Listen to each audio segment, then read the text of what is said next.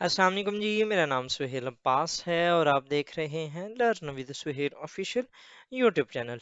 नाज़रीन, आज हम एक और करंट अफेयर का टॉपिक देखेंगे।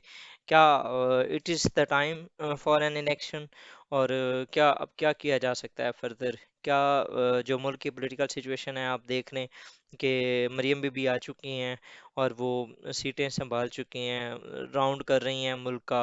On the other hand Imran Khan साहब जलसे पे जलसा, मीन के जलसे पे जलसा इस तरह के मीटिंग पे मीटिंग कर रहे हैं। मीन के वो एक पॉलिटिकल कैंपेन जो है वो स्टार्ट कर चुके हैं। फिर उनके वही जो पॉलिटिकल नैरेटिव्स हैं, ठीक है, मैं इन नैरेटिव्स के ऊपर भी जल्द एक आध वीडियो में शेयर करूंगा इंशाल्लाह। तो मरियम बीबी अपने नैरेटिव्स पे हैं, इमरान खान साहब अपने नैरेटिव्स पे हैं।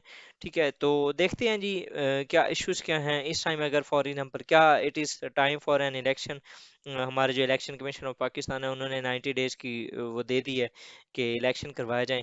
तो देखते हैं जी पाकिस्तान की जो करंट सिचुएशन है पाकिस्तान की, उसके अंदर जो पंजाब और केपी की असम्बली जो हैं वो डिसॉल्व हो चुके हैं, केयर टेकर गवर्नमेंट्स आ चुकी हैं। Terrorism of the TTP it is on the rise. Similarly अगर देखें तो पोस्ट डिजास्टर हमें जो रिकंस्ट्रक्शन है वो करनी है। अगर एक्सटर्नल इश्यूज देखें तो crisis ridden Afghanistan, changing mode of Saudi Arabia, जब उन्होंने हमें बताया कि अब हम पैसे कुछ नहीं दे सकते। इसी तरह का चाइना का हाल है और इसी तरह का ही यूएई का हाल है।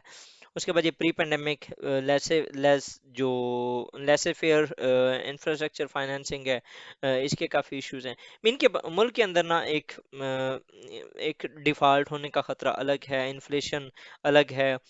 उसके बाद जी राइजिंग लिविंग स्टैंडर्ड, उसके अलावा राइजिंग पॉवर्टी पाकिस्तान के अंदर।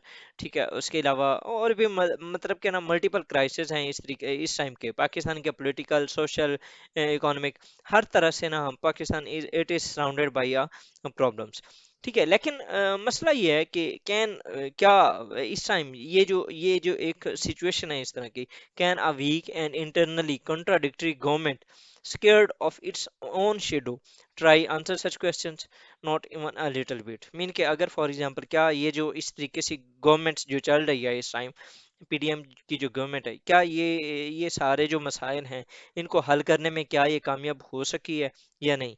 आप अगर देखें, रात I was discussing with my colleague कि साल पहले मुल्क की जो इकोनॉमी की सिचुएशन थी वो बहुत बेटर थी। आप देखें कि ठीक है, कोविड, इवन के कोविड था, इवन के यूक्रेन वॉर थी, तब भी हमारा जो फ्यूल था वो 150 पे रुका हुआ था। हमारे आईएमएफ के साथ टू सम एक्सटेंट चीज़ें चल रही थी। हमारी इकोनॉमी के अंदर 12 से 20 बिलियन डॉलर हमारे रिजर्व्स पड़े थे। ठीक है, उसके अलावा हमारे जो फॉरेन पॉलिसी भी टू सम एक्सटेंट हम सही चला रहे थे। ठीक है, सारा कुछ ऐसे एक साल के अंदर ऐसा क्या हुआ है कि मुल्क 3 बिलियन डॉलर सिर्फ उसके फॉरेन एक्सचेंज रिजर्व्स रह गए। आपकी जो इन्फ्लेशन है वो डबल से ट्रिपल हो गई। अब देखें ना, कोविड 19 और यूक्रेन वॉर उस टाइम भी थी, और उस टाइम इस चीज के ज्यादा इम्पैक्ट पड़ने थे बनस्बत अब। लेकिन अब क्यों पड़ रहे हैं? ऐसी क्या रीजन है, ऐसा क्या हो गया मुल्क के अंदर जिसकी वजह से मुल्क को इस तरह की सिचुएशन में लेके आना पड़ा? ठीक है, तो इसके ऊपर मैं भी ढूंढ रहा हूँ, आप भी ढूंढिएगा। अगर फॉर एग्जांपल आपको पता चले तो आप कमेंट सेक्शन में बताइएगा। So time for election, Pakistan has been urging for free and fair elections since 2018, or the only way the country has any chance to tackling these questions is by conducting truly free and fair elections। ठीक है, अब हम जिस condition पे पहुंच चुके हैं ना, तो वाकई ये एक टाइम है कि अब इलेक्शन हो जाने चाहिए। ठीक है, और जितने बेहतर हो जाएंगे, ठीक है, वो जितने जल्दी हो जाएंगे उतना ही बेहतर है। और क्या अब ये जो इलेक्शन होंगे, क्या वो सारे प्रॉब्लम्स ठीक हो जाएंगे? नहीं, बिल्कुल भी नहीं।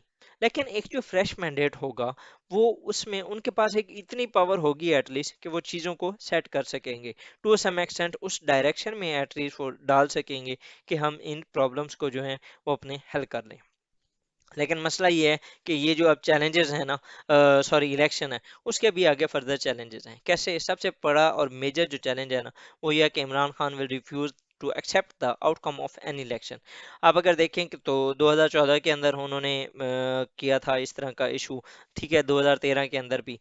ठीक है, और उन्होंने वो जो 126 दिन का धरना था 2018 के अंदर, he won but when he lost his vote of confidence he took streets. मतलब कि जैसे ही 2000 अप्रैल 2022 की बात है, जैसे ही उसे वोट ऑफ नो कॉन्फिडेंस हुआ इशू, उसके बाद से देखने आज तक वो बाहर ही फिर रहा है। ठीक है, उसने ओवरऑल मुल्क की जो पॉलिटिकल एक सिस्टम है ना, उसको बिल्कुल ही डिसरप्ट करके रख दिया। ठीक है, 2022 के अंदर उसने केपी और पंजाब की असेंबलियां तुड़वा दी।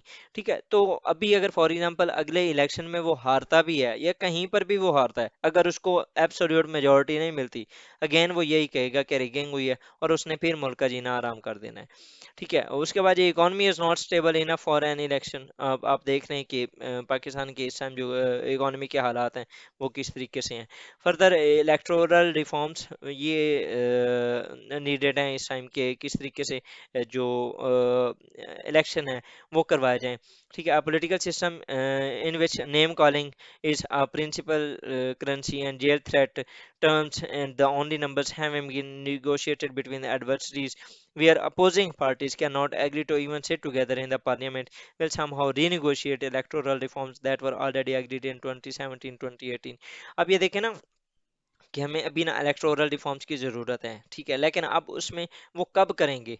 ऐसा हो सकता है कि वो जो हमारी जो रूलिंग एलीट है वो अपोजिशन को उठा उठा के जेल में डाल रही है। मैं ये नहीं कह रहा कि पिछली गवर्नमेंट ने ऐसा नहीं किया, पिछली गवर्नमेंट अपने किए का ही वो अभी जो है वो कर रही है, लेकिन बदला ले रहे, बदला मतलब कि दे रही है। ठीक है, लेकिन एट लीस्ट इसके कहीं ना कहीं तो रुकना होगा ना। ठीक है, for the benefit of the country, for the benefit of the nation, हमें मुल्क को, हमें नेशनलिस्ट होकर सोचना होगा, हमें देखना होगा, हमें कहीं ना कहीं तो इस चीज़ को रोकना होगा ना। ठीक है, उसके बाद ये न्यूट्रलिटी ऑफ मिलिट्री लीडरशिप, ये भी बहुत बड़ा एक इशू है कि क्या वाकई वो हो जाएंगे। ऐसा भी अभी तक तो कुछ सामने नज़र नहीं आता, लेकिन with the passage of time he इस चीज़ का पता चलेगा कि क्या सिचुएशन है। तो ये था जी हमारा आज का लेक्चर। इसके अंदर जो हमने ये देखा कि मुल्क जो है इस टाइम मल्टीपल क्राइसिस का शिकार है और it is better to hold the elections, लेकिन इलेक्शंस के भी मसाइल हैं। ठीक है, जिनको हल करने की ज़रूरत है।